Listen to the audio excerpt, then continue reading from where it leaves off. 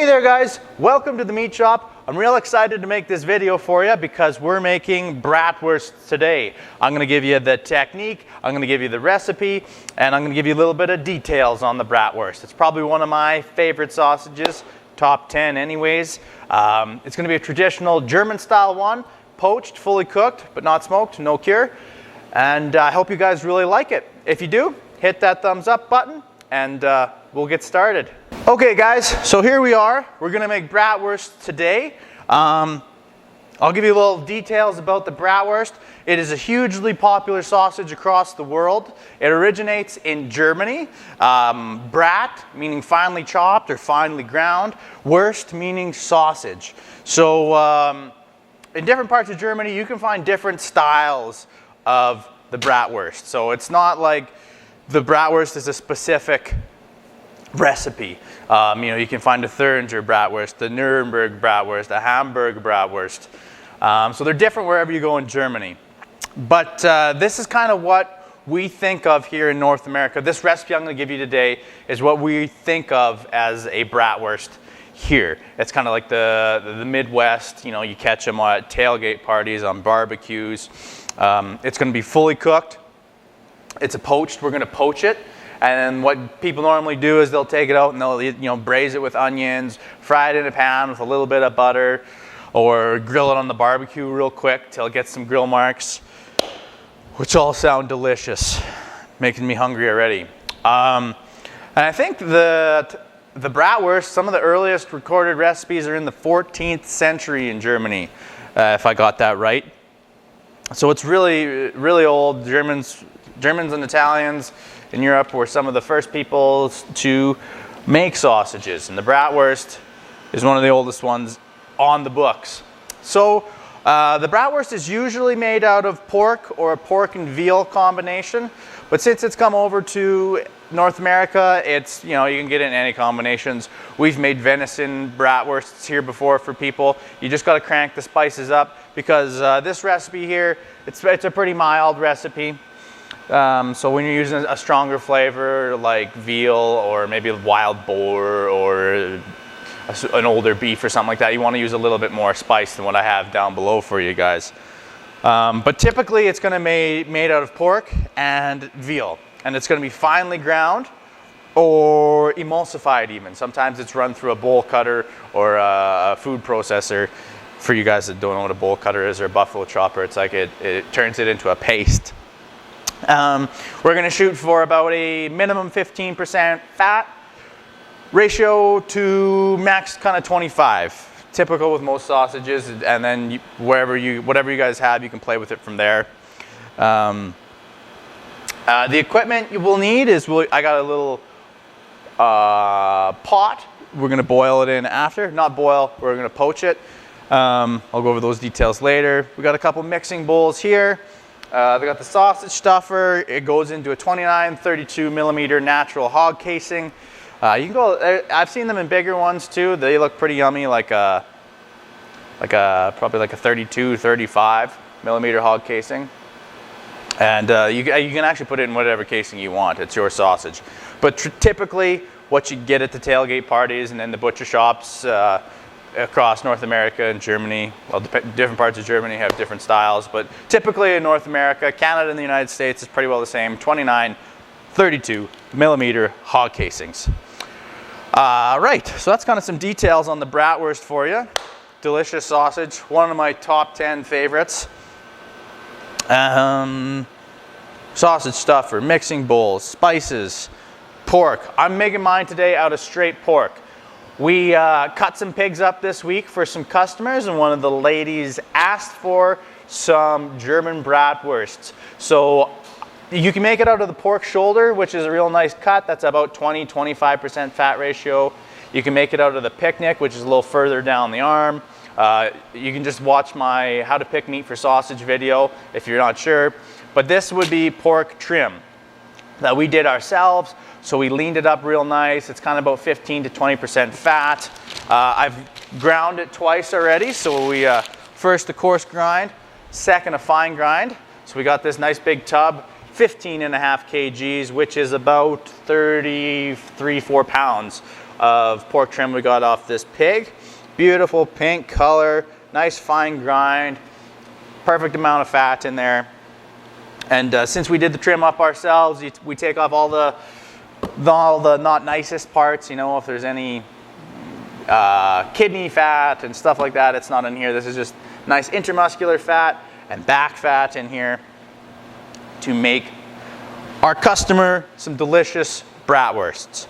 So I've weighed this out ahead of time and I've mixed the spices out ahead of time.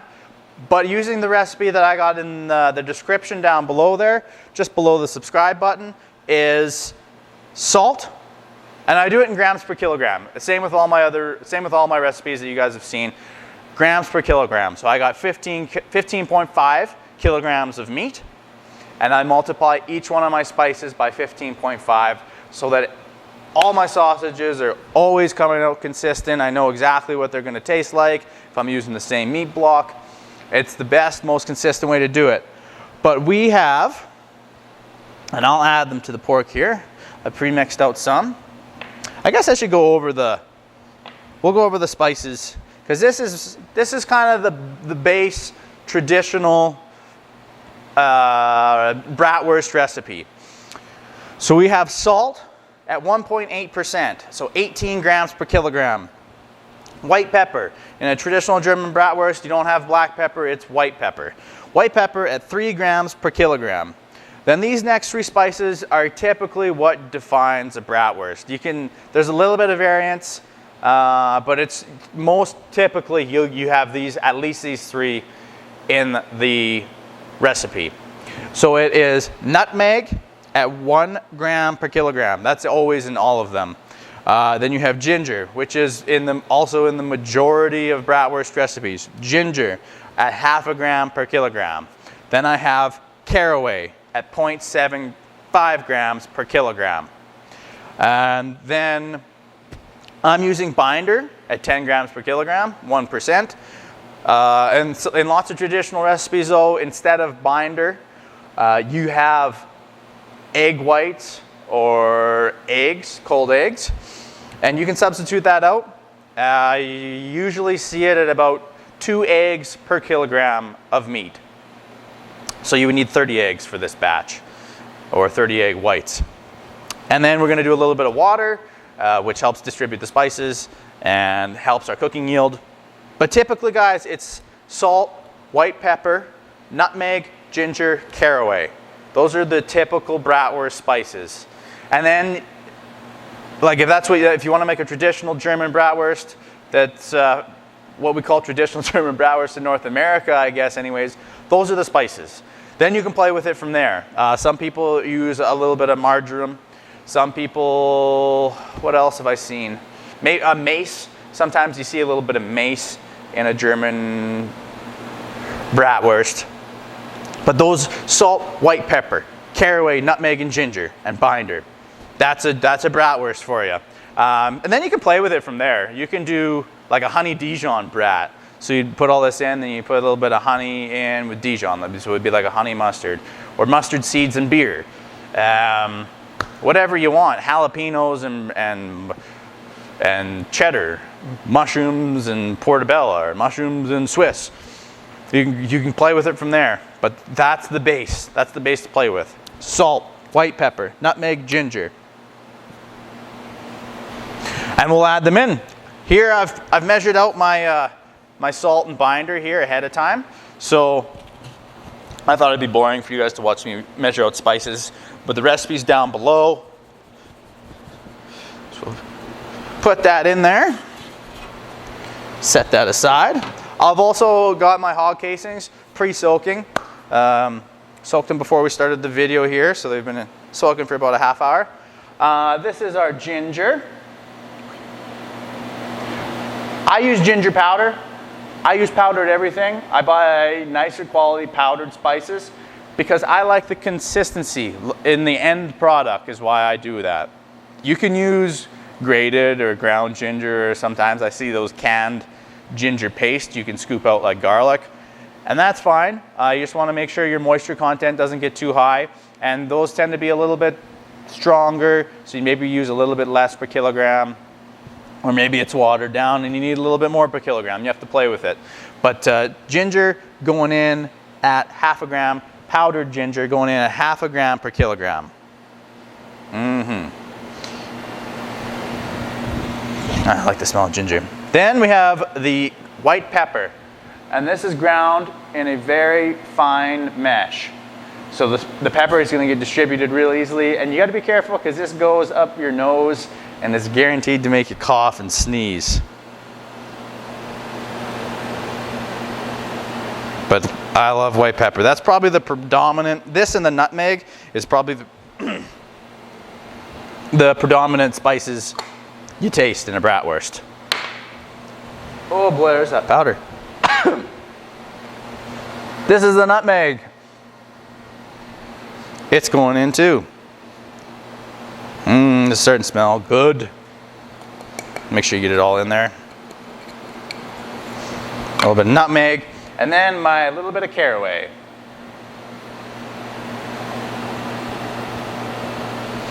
All right. That's the bratwurst seasonings: salt, binder, white pepper, ginger, nutmeg, caraway. Then we got to weigh out a little bit of water. So I got my little gram scale here. Since we're doing 15 kilograms, I like water at 10% because then it doesn't really affect my end texture. For the most part, that water cooks out. So you wait, at the end of the cooking process, you're left with just the weight of the meat. Pretty close anyways. So I have 15 kilograms. 15.5 kilograms actually, so I need 1,550 milliliters of water. And I don't add all the water at once usually. Well, usually I'm actually using my mixer grinder. I don't do this by hand anymore because the batches are usually quite a bit bigger than this. So the mixer grinder does the mixing for me, and I add the water slowly to distribute the spices. But when you guys add water, I usually add a little bit, mix around, add a little bit more, mix around, add a little bit more, mix around. I'm just gonna grab some gloves. Okay, we're gloved up. So like I said, just a little shot of water. Maybe, I don't know, a third of it or whatever. And if you guys got different, like the different butcher supply stores sell like those hand crank mixers, they work awesome. And I've also seen guys attach, you can get those paint mixers that attach to your drill. You get a plug-in drill and put your meat in a food grade bucket and just stand there with your drill and mix it all up. That's awesome. Because we're, right now, like in my other sausage videos, the mixing's always the same. You're shooting for some protein extraction until it sticks to your gloves. So you guys don't need to watch me mix this. I will mix it and show you when I'm happy with the end texture. All I'm doing is tossing it in and over on itself, making sure I get all the spices off the side of my tote, add a little bit of water as I go. Making sure that the spices are evenly distributed amongst this nice, beautiful pork. So I'll be back. Okay guys, I've been mixing my heart out here, and this is the texture you're looking for. You can take a handful, spread your fingers out, and it's still sticking to your fingers. Good and sticky. Oops. Oops. But that's what you're looking for. Sticky, sticky. Protein extraction. And like I said guys, at this point, this is where you could add some stuff. Portobellos and mushrooms, or you could do caramelized onion, you could do honey mustard, all sorts of stuff. But now it's stuffing time, so I'm gonna get them loaded into the stuffer. I got this vertical stuffer here, like you guys have probably seen in my other sausage making videos. I like the vertical ones. They take up less table space than the horizontal ones. And I'm just gonna clamp them down here. Doesn't run away on me while we're sausage stuffing. All right. And I got my natural hog casing horn on, in case you guys didn't see that was loaded on there already. This guy's the one we use for 29, 32 millimeters. They usually come in about 3 different sizes when you buy a sausage stuffer. And the stuffing technique is the same as any, sorry. The sausage stuffing technique is the same as any other natural hog casing sausage. So you get a good handful, get her in there, and then beat her down so that there's no or less air pockets. This guy has a release valve on the top, like you guys have probably seen in the other videos I've explained before. But if it's your first video and you're just getting into this stuff and you're buying a sausage stuffer, I would suggest getting a vertical one and get a bigger one. Don't start, you'll buy a 5-pound one and be like, oh, I'm gonna save myself $100. And then you're gonna go, oh, this is so fun and delicious. Oh, and cheap. I forgot to mention, well, this is a custom batch for a customer, but 15 kgs of pork is high currently, would be about $5 a kilogram, $2.40 a pound up here right now, which is really high, but that's for pork shoulders. So what would that be? 50. So we're gonna make all these bratwursts for about, including the spices and the casings and stuff, $80 for 30-something pounds of bratwursts. So when you're buying a sausage stuffer, buy a big one, because you're gonna start buying your own roasts and trimming them up yourself and having all this leftover stuff. You'll be making it into these delicious products. Okay, so I got her in there. Whoa, wrong one. How do you like that? Just about hit myself in the face on YouTube. All right, coming out there. Just crank it till it comes out. I got the hog casings, which I've been soaking just before I started the video. So about a half hour, room temperature water. Just grab one, pull her out. Oh, we got a knot. You get a knot, you just put your fingers in there, spread it out and lightly pull till you find that knot source. And it'll feed out slowly till you get that knot taken care of. See, it wasn't that bad. I hear people complain about the knots. It's not that bad. Just put your finger in, spread it out and pull. Finger in, spread it out and pull, and it'll come. Then, 2 fingers in, scoop up some water, and as you feed that onto the horn, it's going to flush the salt out from inside the casing. On we go. I usually do this on a stainless steel stuffing table because it slides around better than these cutting boards. And I have a big hydraulic stuffer that I normally do batches this big in. It'd be done in about 5 minutes. But this is handier for what we're doing. So this is the stuffing technique I use. I put my thumb on top of the horn and the bottom fingers underneath the horn, and I control the pressure like I'm changing channels on a remote. You want to, I've kind of gone over this before in other videos, but you want to be able to pinch about a quarter way through. You don't want to pinch all the way through, and you don't want it to be super firm. Otherwise, you're going to break the casings when you link them. And since we're poaching these today, guys, if the casings are too firm, they're going to blow up when we cook. You pay real close attention when you're cooking the bratwursts. Here it comes out, and I'll bring that in closer for you guys here in a second. But see, I'm just keeping the tension with my thumb, cranking her with my right hand. Oh, baby, those look good.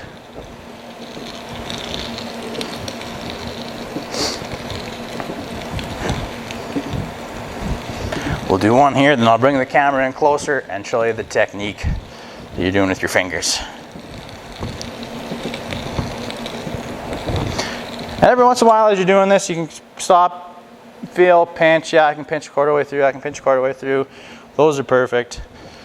And it's just a feel thing, guys. It takes a while. If you're brand new to this, you're gonna blow some up. You're gonna have some understuffed, and when they're understuffed, that's, people go, oh, natural casings are so chewy. I just like using collagen. But if you get them stuffed just right, it helps the chewiness of that casing a lot. So I'm bringing that camera in for you guys so you can see a little bit better. Okay, guys, I got you in a little closer angle here so you can see what's going on. Yeah, but so I just loaded on a new, fresh 29-32 millimeter hog casing. I let a little dangle off the edge there, as you can see. Then I just pinch until it starts to come into your hand. And you control the firmness and crank away.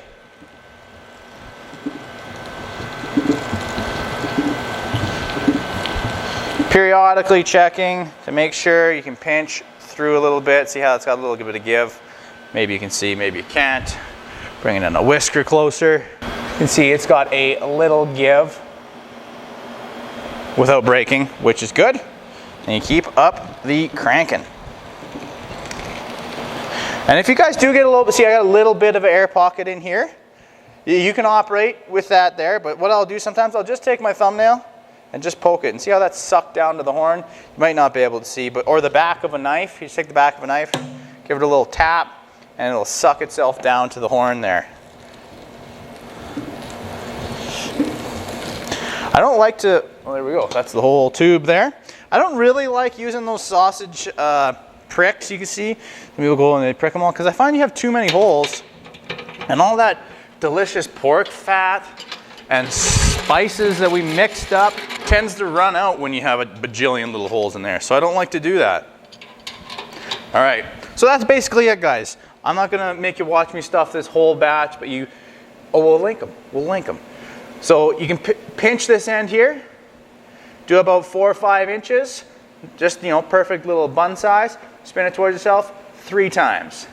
4 or 5 inches again, pinch 3/4 of the way through, then I take my right hand, hold that spot, go to the next place, about 4 or 5 inches, spin it towards yourself 3 times. Then you're doing every other link towards yourself 3 times. See how they're not bursting? You can get 3 spins there, and they're nice and firm after you twist them. You can just about pinch through here, but after you twist them, they're nice and firm. So that basically means it's spreading that intestine wall out, making it thinner, it'll have that nice snap. That's what you want with a natural casing. You bite into it and it snaps, pops, all that flavor, that white pepper and ginger and nutmeg and pork fat, bang, hits you in the mouth right after that. Yep, that's right. That's where you want them. 2, 3. So I pinch, go to the next one. 1, 2, 3. Pinch. Next one. 1, 2, 3. All right. And I'll just keep them in this bundle here, guys, like this, because we're going to poach these to fully cooked after this. And then all you got to do is you take them out of your backpack bag, your freezer bag, and throw them on the grill them, give them a little bit of grill marks. 1, 2, 3. Or fry them in butter with onions, caramelized onions, or some nice beer like a stout or something real rich. And then you put it on a bun with a little mustard and maybe potatoes. Oh yeah, all right, I'm gonna finish stuffing these, then I'll show you guys the poaching process. Before you stuff these, you should take a little patty ball and fry it up, test it, make sure it's salty enough for you, make sure it's flavorful enough for you and all that. But I got them all stuffed, poked a couple air pockets. I don't like poking too many air pockets, otherwise you lose your flavor. There's the sausage stuffing setup, and here's my poaching setup. All it is a turkey cooker, and I mounted it to a piece of wood so because it was sliding. But got her about 2/3 full of water. I preheated it, and we're gonna just use a little digital thermometer here. You want it somewhere around like just under boiling, because if it's over boiling, 185, 190, see, yeah, that's just right. You don't want to boil it, because what can happen is the outside of the sausage casing gets too hot too quick and they'll burst. So what I do is, yeah, it's just straight water, nothing fancy, nothing special. Then I just add salt. Add salt to the water because you don't want the salt you have in the sausage casing to be absorbed into the water via osmosis. So I just put about a cup of salt in here. This is about, I don't know, what would it be? 3 gallons of water, 10 liters-ish. Just give her a good little mix. So then you're not going to lose any of your salt from boiling. Then we just fill it up. I'm going to set this down here so that the bratwursts are submerged, preheated it, and the temperature is going to drop a bunch when you get these guys in there. So it's the first batch is going to take a little while to cook. You don't want to be getting too far in case that the temperature comes way up and the thing starts boiling, because these casings will pop, and all that hard work, all that delicious flavor you got in there is gonna be ruined. You'll be upset. So don't get too far. Just fill it up just so it's submerged. All right, so you're a bit full there. And then I usually get something to weigh it down so that they stay submerged, because as they cook, they're gonna wanna rise. So I'll get you in for a little more close up here. So guys, they're sitting in that water, starting to turn that trademark Bratwurst white, and I just submerge them. I usually got two hands to do this, but ouch. Just keep them just under the water there. And I will come check these guys every 5-10 minutes to make sure. And the final temperature we're shooting for is 160 degrees Fahrenheit, a fully cooked Bratwurst. So they will just poach away in there until we hit that temperature. I'll come back when we're checking them. Okay there guys, they have been poaching for about 20 minutes, maybe a half hour. I've just been checking every 5 minutes here. And we'll take our thermometer. We want to hit 160 right in the middle. If you guys can see that, can you read that? 157, 159, 161. So these guys are now fully cooked. Can you see that on that thermometer? There we go, 162, you can see that. So what I've done is I've taken all my meaty gear off. I have a different smock on because these went from raw to now fully cooked. And what we want to do so that you don't lose too much fat and they don't shrivel up and dry off is this guy here. Whoa, that's hot. This guy here is a ice bath.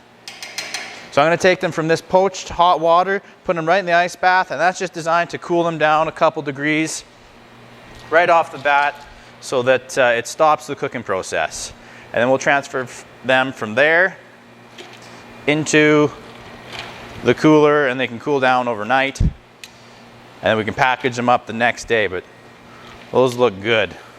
Coming steaming out of the water there.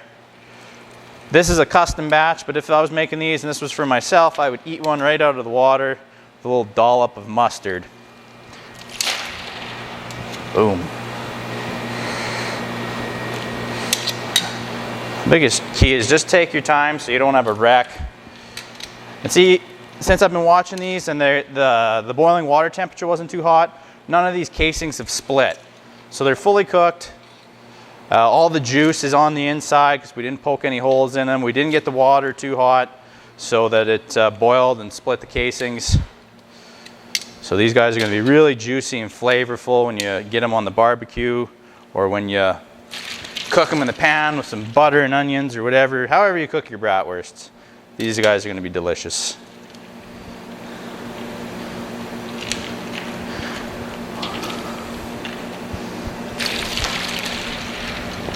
All right there guys, that's all of them out of there. Just keep you. So just in the ice bath, and if you don't have a bunch of ice, whoops, camera spun on me. If you don't have a bunch of ice available, just cold running water for a minute or two is fine as well. And you just submerge, and this just shocks them and stops that cooking process. Then I'll take them from here after they've sat in here for a couple minutes.